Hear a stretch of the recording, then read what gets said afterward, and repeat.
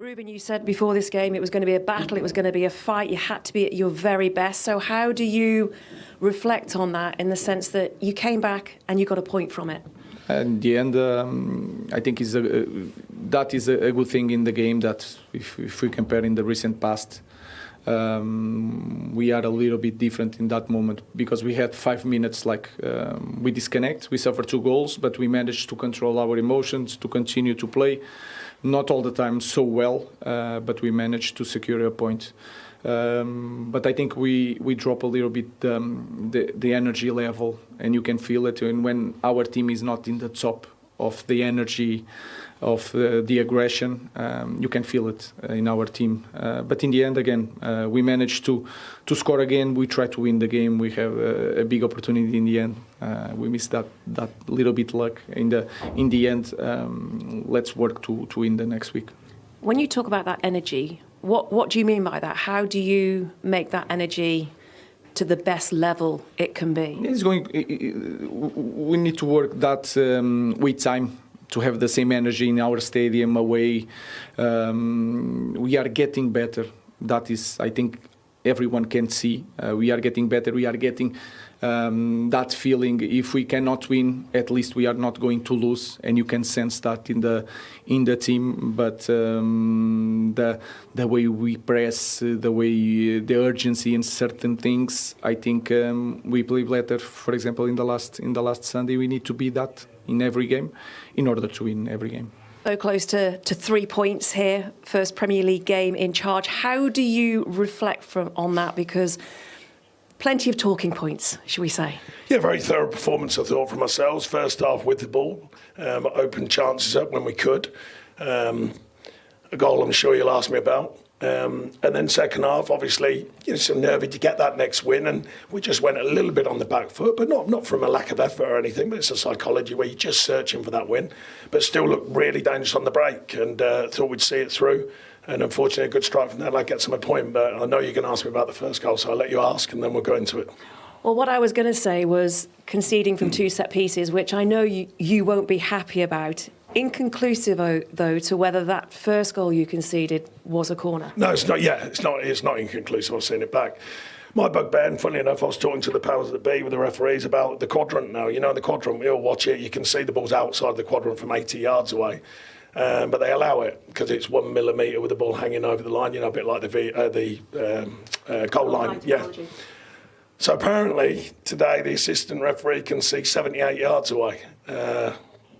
It's got to change. That's 2 in a week, two decisions that are not right and gone against in a week. Yes, of course, we've got to then deal with the situation, which we didn't do as well.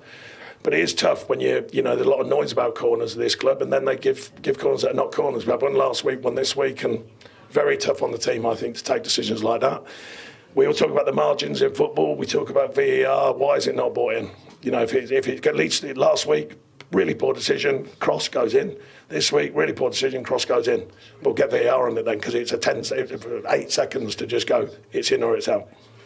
Well, my following question then would be, what did the match officials say to you? I heard your coaching team at half-time. I'm not going to say what they said, but what have they said to you in response? I'm sure they're very gracious and very calm.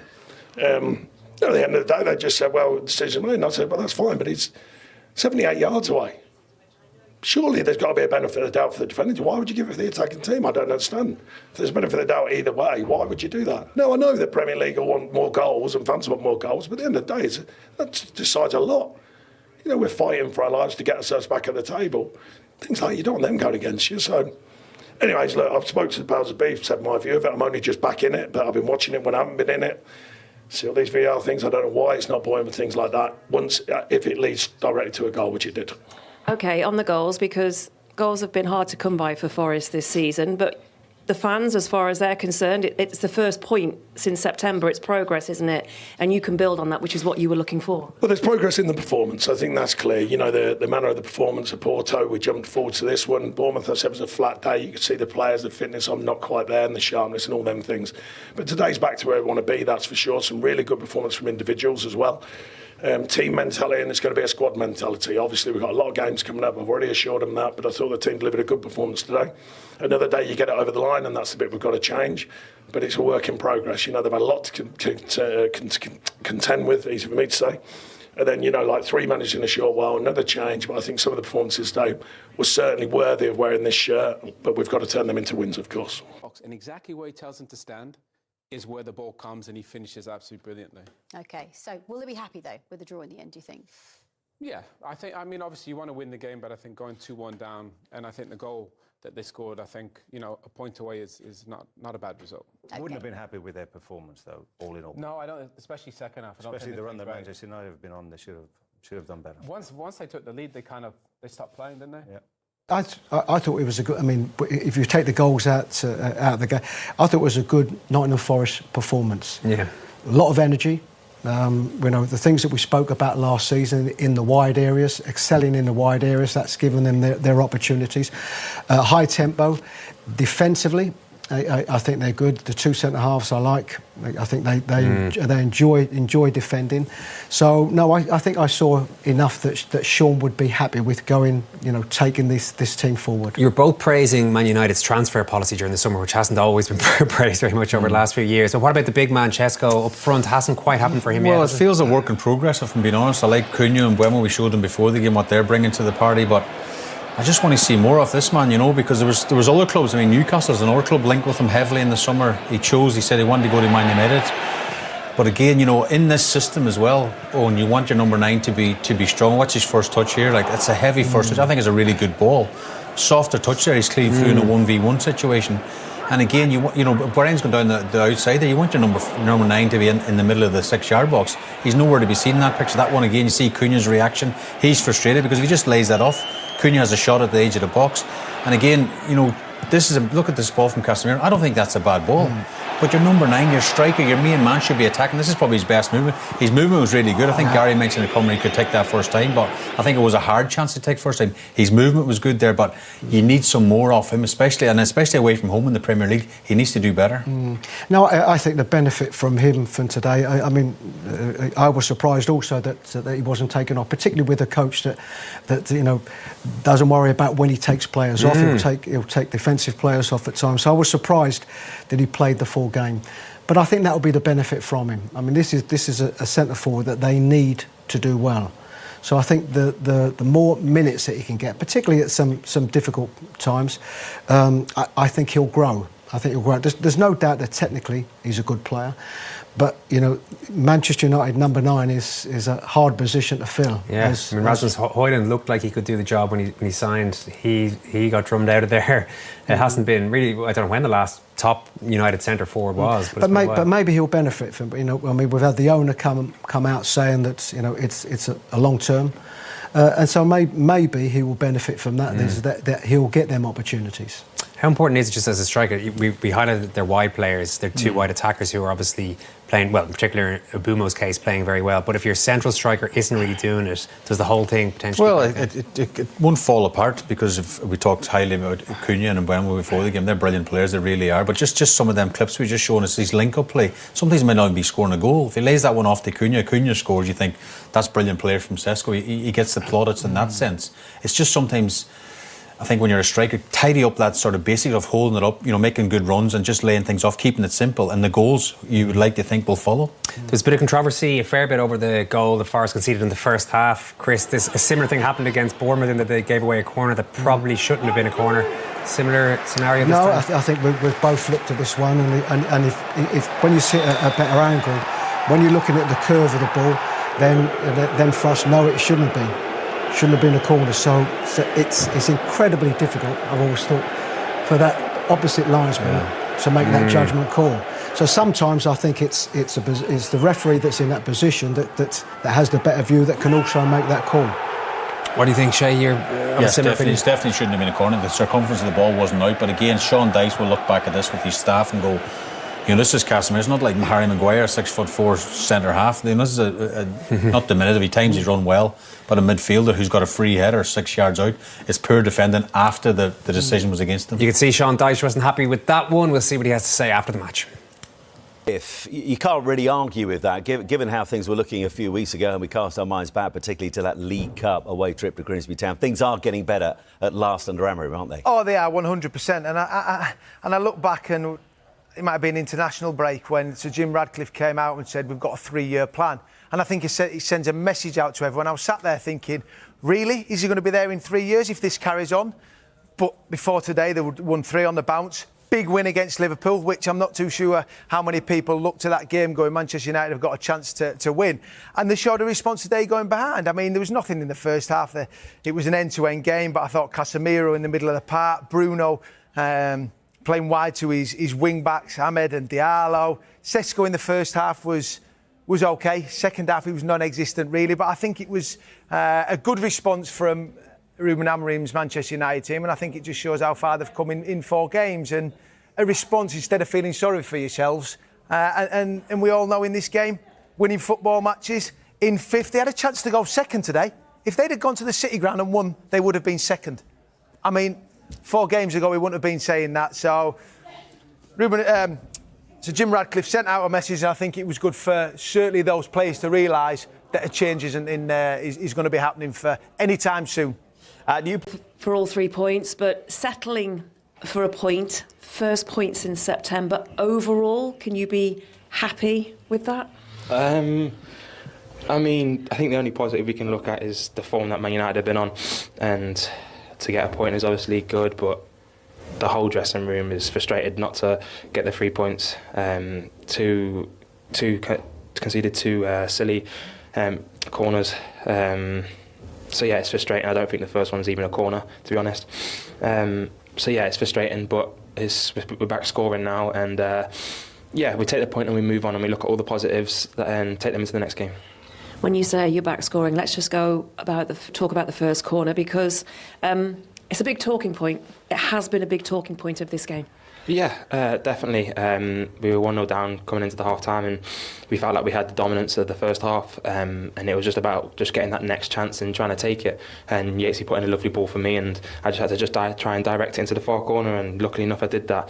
I feel like that gave the boys the edge then to then go and really believe that we can go on and win the game, and then literally within a minute we went and scored another one, but unfortunately we couldn't just see out the game and get the 3 points. But we take the point and we take all the positives and move on to the next one. But what about the corner that led to the goal that was conceded? I know it was a set piece, and you know what's going to come off Sean Dyche because it was defending the corner, and both goals have come from those set pieces. Inconclusive to whether it was a corner or not for their first goal. Yeah, I mean, from where I was standing, I was pretty far away. It didn't look like it went out. I haven't been in to be able to check it yet, so all the boys were saying at half-time, the analysis, they're saying that the ball never went out. So I think it's something that needs to be looked at, because it's happened twice to us now in 2 weeks. Last week against Bournemouth, it wasn't their corner. So it's something they need to look at, because, you know, it cost us two extra points today. So we'll see. Well, let's take a look at what Morgan Gibbs-White was referring to there. Of course, the controversial corner from the opening half that gave Manchester United the 1-0 lead. What did you think? To be fair, I mean, it makes a point. I mean, obviously United are attacking, they cross the ball with a great header, and because he's headed, he's trying to keep it in. And it looks like he does, especially from that angle. I mean, this one is slightly different, whether it's, you know, in or out. It looks probably fractionally in, but I think the linesman on the other side is making the decision. He's probably about 90 yards away. Too far. So it's, you know, it's really difficult to see, and VAR can't intervene. You see what Sean Dyche thinks of it, but why can't they just have it a bit like tennis? You know, where if you know you got kind of sensors, but great header from Casemiro. He's so good in the box. Gibbs-White's marking him, and watch what he does. See you later. Just leaves him. But a great header. What a header. Yeah, I think Forest can feel hard done by conceding that corner. It's justified or not. But they cannot feel hard done by their marking, and that's you know, their own fault really. No one should get a free header inside. It doesn't even jump. It doesn't even jump. So very soft goal to give away.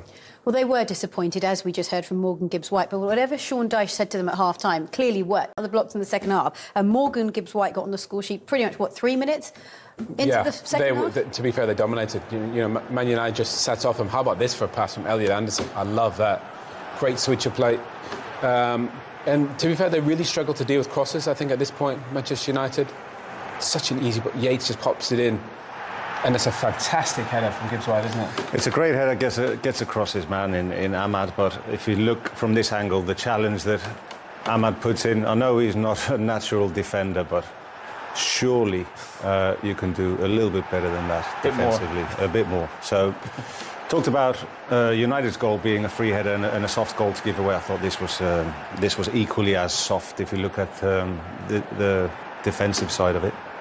Well, it certainly set up an exciting second half, didn't it? Because then Forest didn't look back after that. And they scored, seconds later? This was Savona that put them ahead, 2-1. Yeah, to be fair, they dominated at this point. Again, Manchester United don't really get any pressure on the ball. Igor does terrific. And to be fair, Savona does fantastic. He's the right back there. Watch, he just plays this ball in and runs inside, in behind Cunha. And to be fair, Dallo just turns around. And I think once he turns around there, he has no idea where he is. No, he doesn't know where the opposition player is, but he's looking at the ball. He's looking at the situation there. Look, he sees the ball drop. He needs to react quicker. He hesitates for half a second. And when you hesitate half a second, that's what happens. That angle there, you see, it just stops for like half a second. But credit the defender, he just kept running. And sometimes if you run in a straight line, it can come to you. But to be fair, what a strike this is from Ahmad. How about that, Ida? What did you make of the strike from Ahmad? Oh, well, I mean, lovely strike. And he half and more made up for, let's say, his weak defending in Forest's first goal. That strike is just as sweet as you like, on the volley. De Ligt, puts himself in front of the goalkeeper. I don't think there's anything in it. I think VAR checked it to see if there was a possible handball there. Probably that's the incident that VAR were checking. My initial thought was if De Ligt was in the eyesight of the goalkeeper. They said it wasn't deliberate. Exactly. So I think a wonderful equaliser. Would have been a shame if that wouldn't have stood. To be fair, I wonder if we could kind of look at that from the top again, because there's a point where Bruno